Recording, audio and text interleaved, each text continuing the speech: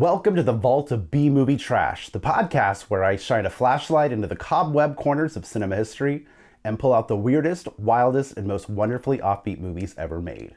I'm your host, Andy, and today I am bringing you a film that quite literally scared the hell out of me as a kid.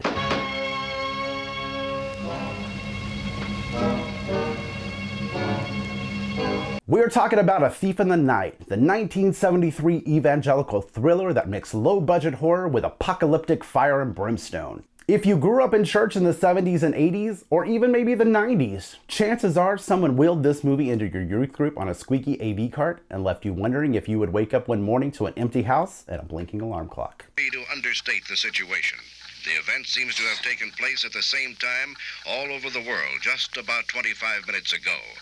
Suddenly and without warning, literally thousands, perhaps millions of people just disappeared. But before we jump into the polyester-soaked panic, let's set the stage. So picture this. It's the late 1960s. America is in chaos.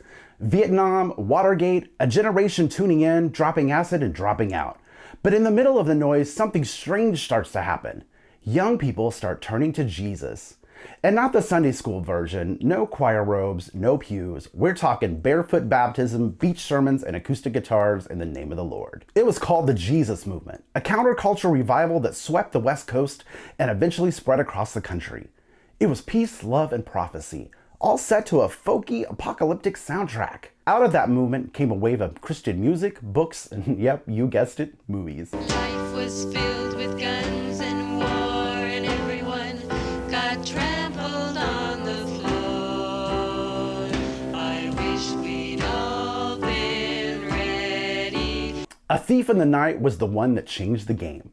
It wasn't subtle, it wasn't polished, but it was unforgettable. This was evangelism shot like a horror flick, and it terrified a generation. Let's walk through what actually happens in this 69-minute end-of-times fever dream. The movie opens with an alarm clock blaring, seriously unsettling. Over the globe confirming it as true. To say that the world is in a state of shock this morning would be to understate the situation. And our main character, Patty, wakes up to find her husband missing. The United Nations is in a special emergency session. The radio announces millions of people have vanished. Planes are falling out of the sky, cars are crashing, it's the Rapture, and Patty's been left behind. As the radio says, Millions who were living on this earth last night are not here this morning. Patty's a good person, but she's not born again. Her husband Jim secretly is. The movie makes it very clear, being nice won't save you. You need a personal relationship with Jesus, period. She even says that at one point. I've been raised in the church, taught to do the best I can, to believe in God and hope for the best. What else is there? I mean, I'm good. I don't lie. I don't cheat. I'm as good as the next person. Maybe better. And that's the line right there. That's the whole theological pitch of the film in a nutshell. Then comes Unite, a one-world government that demands everyone take a mark of the beast. A literal sign on your hand or forehead. No mark, no food, no money, no freedom. Put her right there. I'm not afraid to be a good citizen. Later on, a news anchor drops the chilling line. It has therefore been declared by our leader that in the interest of world safety, all people who do not bear the mark of Unite are subject to arrest. But she wakes up. It was all a dream. Have we seen this before in another movie? The radio announces the same exact Rapture news as before. The dream wasn't a warning. It was a prophecy. It's happening again, for real this time. It's time for Trash or Treasure, where we ask the big question, is this movie a cinematic dumpster fire or a hidden gem worth preserving in the vault? Let's break it down. Production value? We're talking church play level acting. Oh, brother, look, I paid a bundle for these and I want to use them.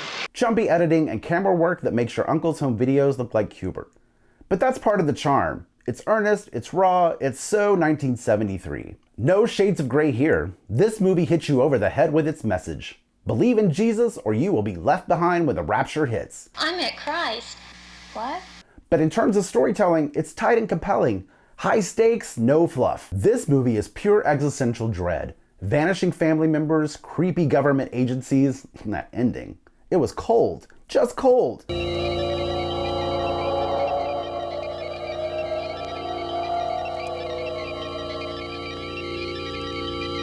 So for the verdict, look, it's not good by traditional standards, but culturally it's significant. It's deeply weird, it left a mark. This one is a treasure, but like a haunted one.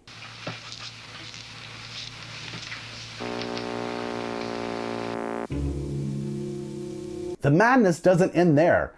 A Thief in the Night was just the beginning of what would become a 4-part evangelical apocalyptic saga. After the chilling cliffhanger of A Thief in the Night, the series continues with A Distant Thunder, where Patty faces the grim realities of life under Unite, as she resists taking the mark of the beast. Image of the Beast ramps things up with a full techno dystopia, introducing a sinister supercomputer and a global surveillance as new believers fight back in hiding. By the Prodigal Planet, the world has descended into post-nuclear chaos, complete with radioactive mutated survivors, desert chases, and psychic children. The tone shifts from personal fear to resistance, epically blending fire and brimstone theology with Cold War paranoia, and just enough sci-fi weirdness to earn its place in B-movie history. The first time I saw A Thief in the Night, I was probably 6 or 7. It was the early 80s and my dad was the youth minister at our church. And my parents kind of served as the unofficial youth pastors for a bunch of wild teens, including my older sisters. I had no idea what was happening, but I knew it was scary. People were disappearing, sirens were wailing. I didn't sleep for days. I was terrified I'd wake up and everybody would be gone. So yeah, this movie is personal. It's not just part of the vault, it's part of my vault. So that's it for this week's episode of The Vault of B-Movie Trash. If this one unlocked some long repressed Sunday school memories, or if you've got your own church horror stories to share, hit me up. I want to hear it. Until next time, stay weird, stay nostalgic, and remember to double check your alarm clock, just in case.